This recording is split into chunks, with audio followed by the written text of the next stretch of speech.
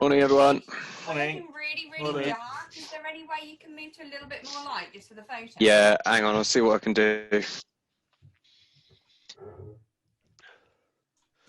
Morning, Abby. That's it. So we should be recording now. Okay, I'll start screen sharing as well. So, if like modern conservation history really kicks off in the 19th century. At the same time, you've got this sort of resurgence of interest in the medieval, but very much a Victorian interpretation of what the medieval was like, and there seemed to be no control on people's fanciful ideas as to what things might have looked like. So we get all sorts of if you like, fantasy reconstructions and fantasy castles. So the person who sort of first sounded a note of caution was this Scottish architect by the name of Robert Reid, and he was for a while effectively a kind of the Royal Scottish architect, and he designed many, if you like, late Georgian and early Victorian structures in Edinburgh. And he said that restoration or embellishment should not be the object, but that repairs should be executed with the view solely to their preservation, and in effecting that object, the less appearance of interference with their present state and construction, the better.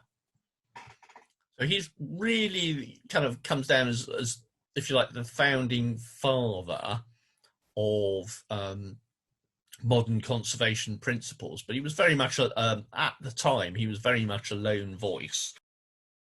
John Ruskin, who kind of develops on from those ideas, and he describes Victorian restoration as a lie from beginning to end. And things just carried on really until unchecked until 1877 with the unsympathetic restoration of St Albans Abbey, which catalysed two of Ruskin's disciples, William Morris there on the left and Philip Webb on the right. And together they founded the Society for the Protection of Ancient Buildings, otherwise known as SPAB. So there's an example of, if you like, what's known as a tidy ruin is Tintagel Abbey in Monmouthshire. And so this is this fits that bill very nicely. There's it's a maintained ruin. And measures have been taken for permanent conservation and protection of architectural features. So it's not, decay has been halted effectively as far as possible. Then, of course, we've got World Heritage Convention from 1972, formerly known as the Convention Concerning the Protection of World Cultural and Natural Heritage. So it was adopted by the United Nations Education, Scientific and Cultural Organisation, UNESCO, and UK adheres to the convention simply by being a member state of UNESCO. And the convention defines cultural and natural heritage, and it sets out a framework for the identification and designation of cultural or natural heritage sites of outstanding universal value as World Heritage Sites. And here we've got an example of a Georgian terrace in Bath, which is my my nearest World Heritage site, with the Avery and Stonehenge landscape being the next nearest. So I'm quite lucky to live within a striking distance of two World Heritage sites. I was thinking the thing that you mentioned about the rods to strengthen the Parthenon. Yes. It reminded me of, and then they rusted. It reminded me of some work that was done in the park in I think it was the 1980s, where there's a lot of mining shafts, particularly in the north of the park, that are still open, and it can be really difficult used to walk over that sort of area. Now, in the 80s, they thought of the great idea of getting old railway sleepers to cover up the mine shafts so that no one could fall in. And then they got like loads of soil and dirt and stuff and then put it over the wooden sleepers so it looked like there was no hole. However, obviously now, 30 years later, the wooden sleepers have rotted. So if you walk across the area, you have no idea that there's a massive hole underneath you. And you could just like walk across it and fall like 80 feet down or however far down. Into That's not only bad conservation, that's just bad health and safety. I think I'd pay for that straight away. Yeah. It's just a brilliant idea, really. And let me guess, they didn't keep a record of what they did and where they did it. No. No. So that's terrifying. There's areas of the park where like we're not allowed to go really without someone who knows what they're doing and where they're walking, because it's like it's so dangerous. Yeah. And we have to stick to the footpaths and stuff, because if you walk off the footpaths, then they're just right. Like the holes are like 5 meters or so away from the footpath in some places. Oh my goodness. So we're going to have a look at some of the, if you like, more extreme examples of conservation in conflict. And, you know, it's heritage places that are precious to some are objectionable to others. So I think the one on the bottom left needs no explanation, really. Top right. You recognise that one? That was the temple destroyed by ISIS, wasn't it? Yeah. So it's Palmyra. The site is Palmyra. Bottom right. They're the Buddha statues in Afghanistan, aren't they? And they were destroyed by the Taliban. Yeah. Bamiyan. David, Hello? You said that the bottom left doesn't need an explanation, but can you explain it, please? Oh, sorry. Okay, right. It's so it's a destruction of a Jewish synagogue during Kristallnacht. Here's a classic case. Anybody recognise this one? Chenge? Yeah, Chenge. Yeah. So on the one hand, this was a rescue excavation under really difficult circumstances. The timber henge it's not strictly a henge, a timber circle had been preserved in peat that had then become inundated, so the peat was eroding away, and the timbers, which had been preserved in fresh water, were now being exposed to brine, which was rapidly increasing their rotting. They weren't going to last. Had they been left where they were, they wouldn't be there now. There's the Stonehenge bypass as well recently, isn't there? Oh my word! Yeah. Yes. Do you really want to go there, Tom? No.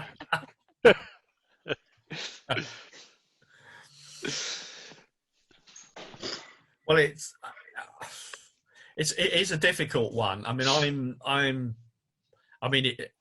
it's going ahead, whatever I think about it, as what it seems. And I have to say, I mean, it has been discussed ad nauseum ever since I got seriously interested in archaeology. And there's always been talk about doing something. It's been going on for 30 years or more at least. So, finally someone has actually said, we'll do something. The rights and the wrongs of it. I mean, there seem to be, there are lots of invalid arguments, but there are also some valid arguments on both sides. So there's going to be a hell of a watching brief, isn't there? Well, a lot more than just a watching brief, and very interesting actually. So I can mention it under this this banner.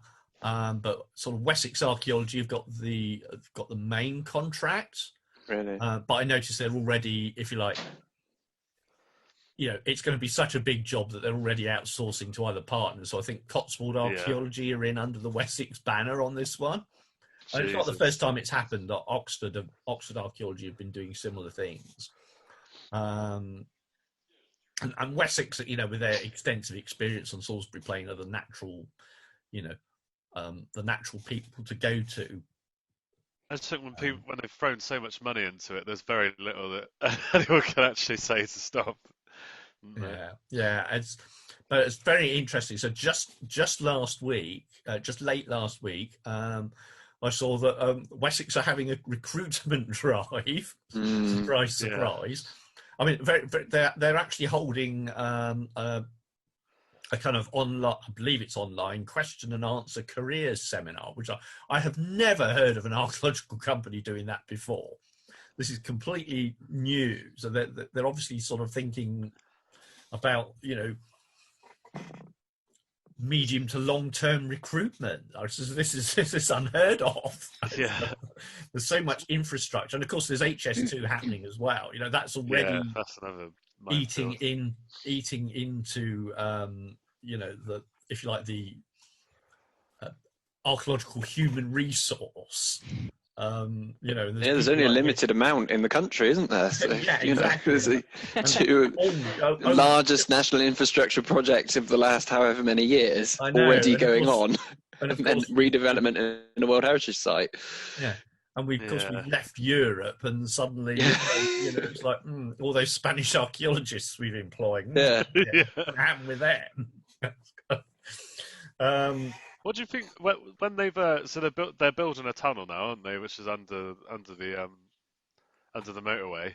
Yeah. But will that be then closed over with grass? Will it then? Well, it's again, I've got to look at the details. Devil's in the details. So obviously the kind of it's a two-part tunnel in the sense that one bit is going to be a proper tunnel.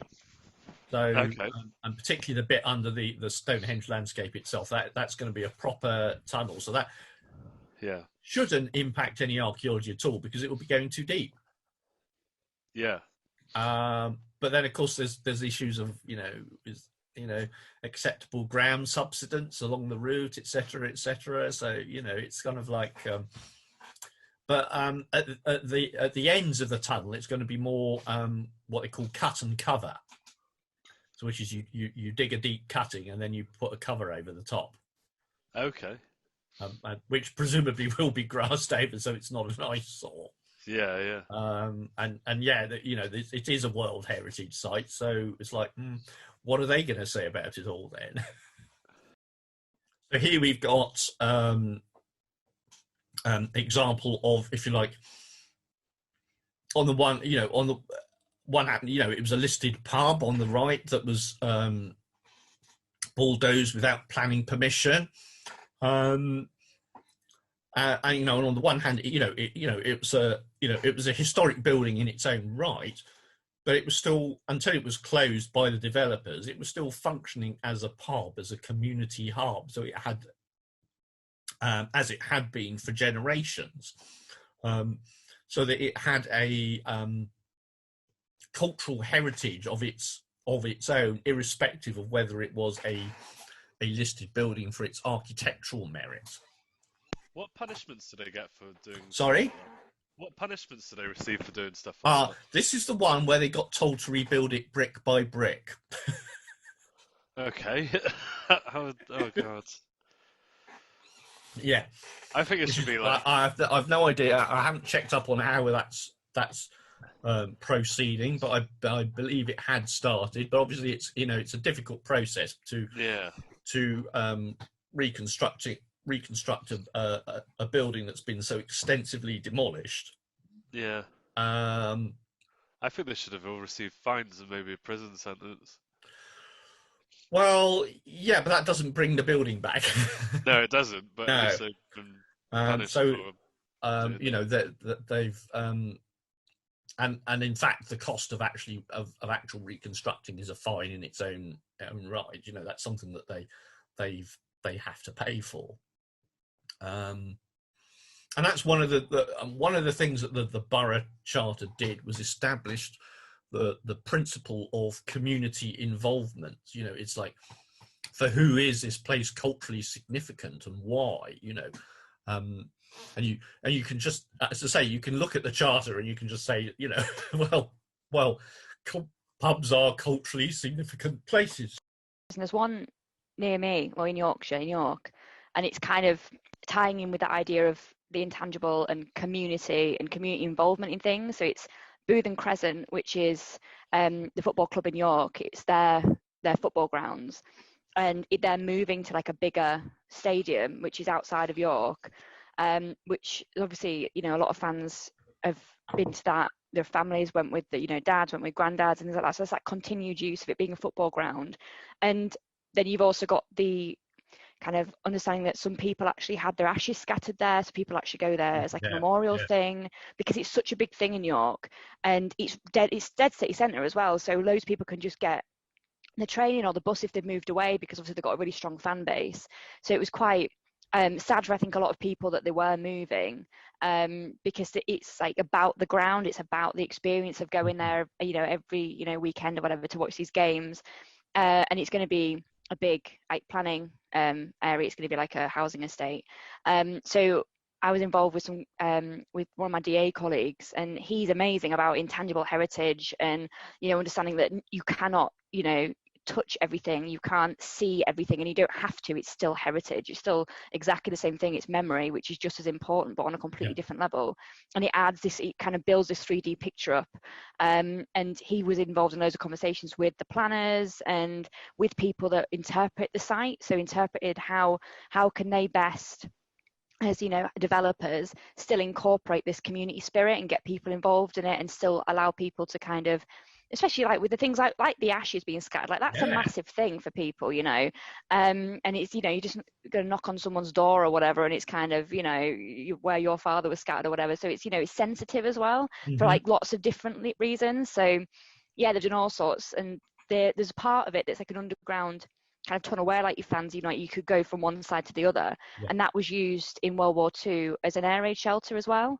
So that's got even more kind of history to it, like community history, and they're gonna keep that. As far as I'm aware, I've not heard anything on it because I've moved teams now for a few months, but the last I heard, they were going to keep that and incorporate that in like the plans, and they were going to have some area like a memorial kind of area as well, so people can still go and, you know, lay flowers or just go and remember, but then fan interpretation as well. Like, they've done loads of videos. If anyone has any time, there are Boothend Crescent videos on YouTube, and it's just talking through memories with fans and interviewing people that work there, you know, interviewing managers, but it's very about the people. It's not just about, let's get a load of football players to talk about how great the new place is going to be. It's about, you know, this father and son, I remember particularly, were chatting about, you know, what it meant to them and how they felt, you know, with their last game coming up. And I think there's about 6 videos of it, and it's really good. It's been really well documented.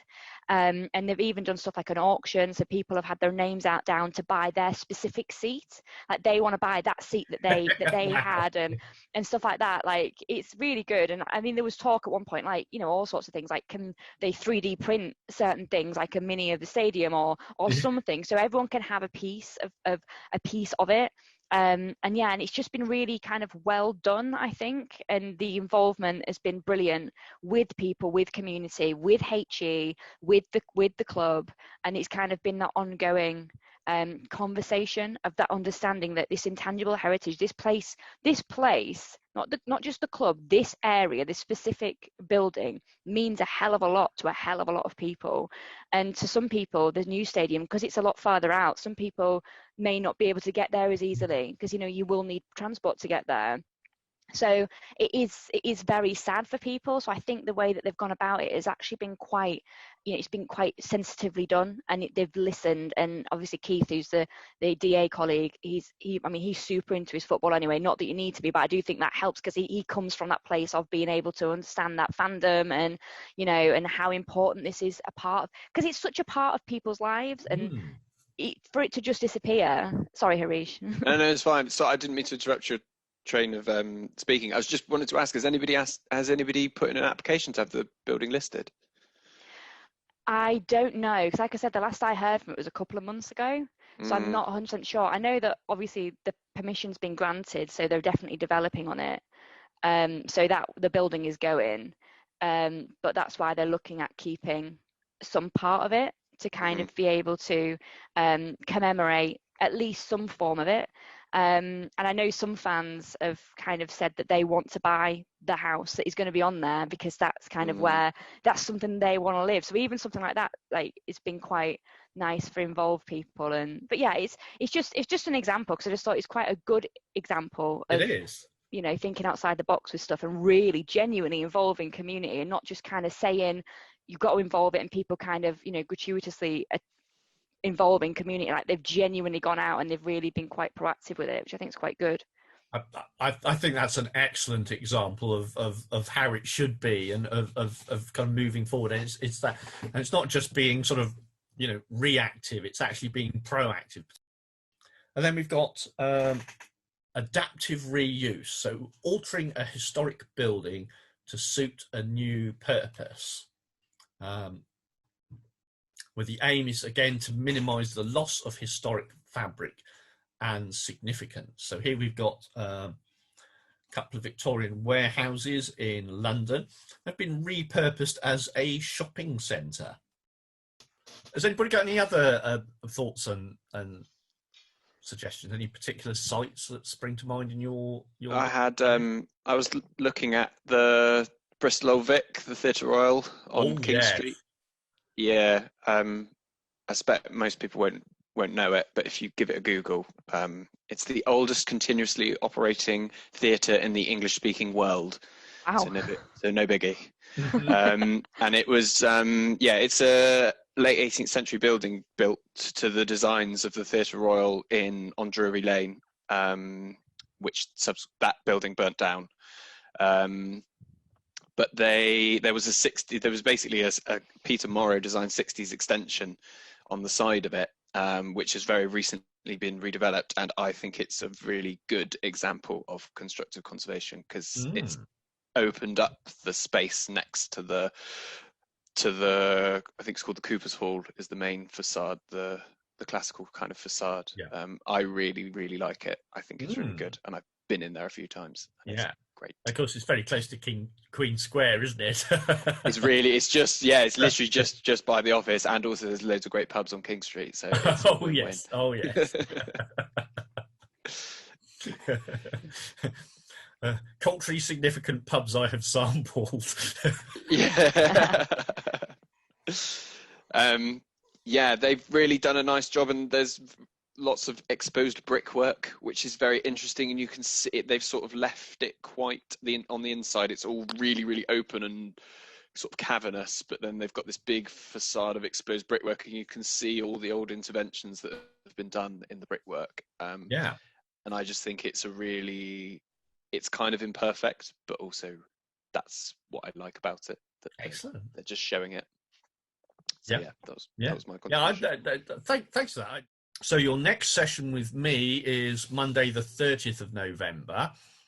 So we're going to be looking at relevant industry standards and professional guidelines, and we're already doing some of that today, actually. And again, it's going to be more of sort of one part lecture and one part seminar and group discussion. On the theme of, can change be risk-free? And again, that's something we're sort of already addressing to a certain extent today.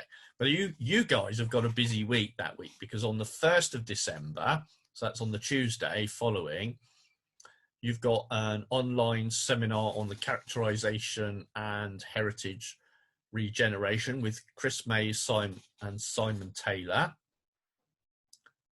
And then on Wednesday, you've got the virtual site visit. Here's Emma. You've got the virtual site visit to Bishop Auckland as well. So you've got a busy 3 days, chaps. So make sure you've got that all set aside, and don't forget to prepare for the seminar on Monday.